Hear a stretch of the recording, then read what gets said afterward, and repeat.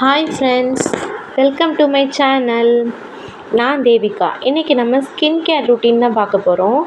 காஸ்ட்லியான ப்ராடக்ட்ஸ் எதுவுமே இல்லாமல் சின்ன சின்ன டிப்ஸ் வச்சு நம்ம ஸ்கின்னை எப்படி க்ளோயிங்காகவும் ஹெல்த்தியாகவும் வச்சுக்கலான்னு பார்க்க போகிறோம். வாங்க வீடியோக்குள்ளே போகலாம். ஃபர்ஸ்ட் நம்ம பார்க்க போகிறது கிளென்சிங். கிளென்சிங் நம்ம ஃபேஸ்க்கு ரொம்ப முக்கியம்.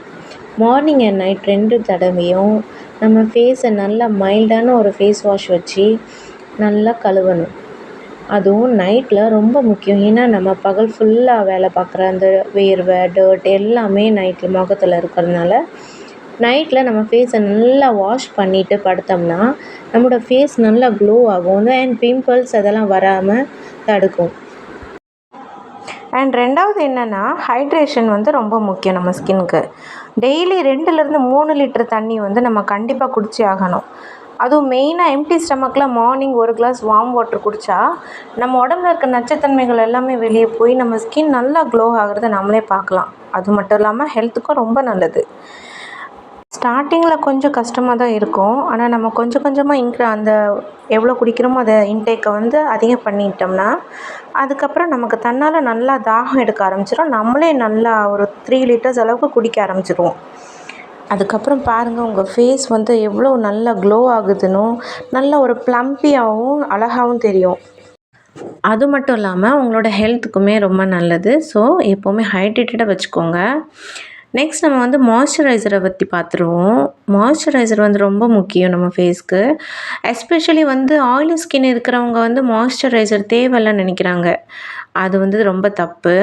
ஆயிலி ஸ்கின் இருக்கிறவங்களும் கண்டிப்பாக மாய்ஸ்சரைசர் யூஸ் பண்ணணும். இல்லை அப்படின்னா உங்களோட ஸ்கின் டீஹைட்ரேட் ஆகி உங்களோட ஆயில் செக்ரேஷனை அதிகமாக்கிறதுக்கு சான்ஸ் இருக்குது.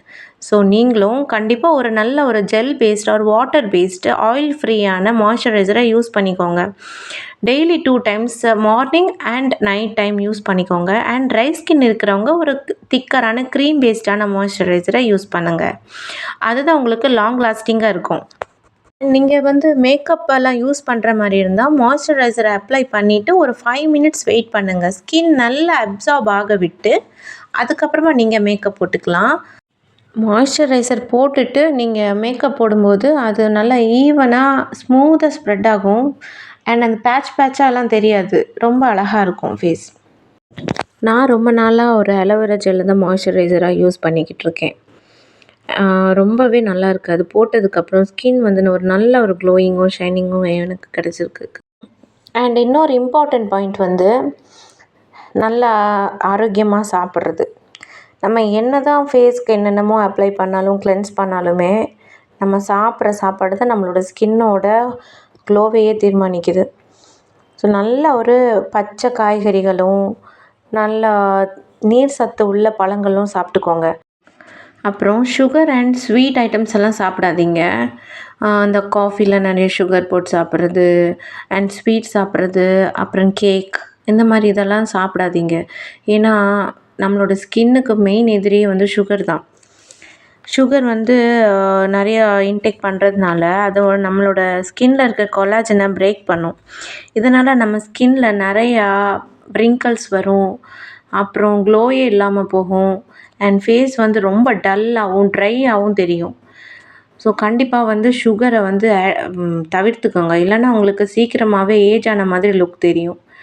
அண்ட் ஃபேஸ் ரொம்ப டல்லாக தெரியும். என்றைக்காச்சும் ஒரு நாள்னால் ஓகே.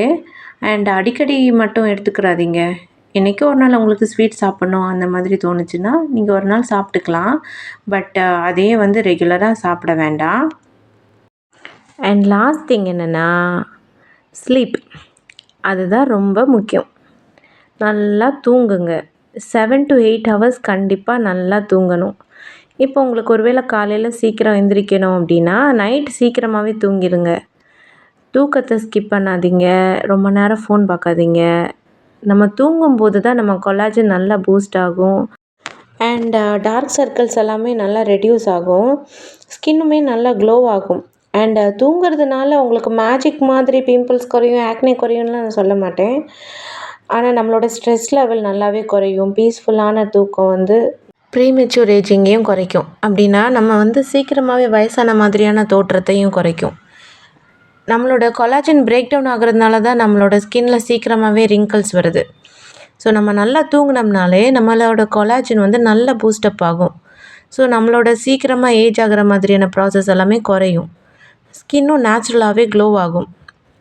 ஸோ நான் சொன்ன எல்லா விஷயங்களையும் நீங்கள் கன்சிஸ்டண்ட்டாக ஃபாலோ பண்ணிகிட்டே வந்தீங்கன்னா உங்கள் ஸ்கின் வந்து நேச்சுரலாக க்ளோ ஆகிறதே நம்ம பார்க்கலாம். நான் இப்போ சொன்ன எல்லா விஷயங்களும் உங்களுக்கு பிடிச்சிருக்கும்னு நினைக்கிறேன். பிடிச்சிருந்தா லைக் பண்ணுங்கள், ஷேர் பண்ணுங்கள், சப்ஸ்கிரைப் பண்ணுங்கள்.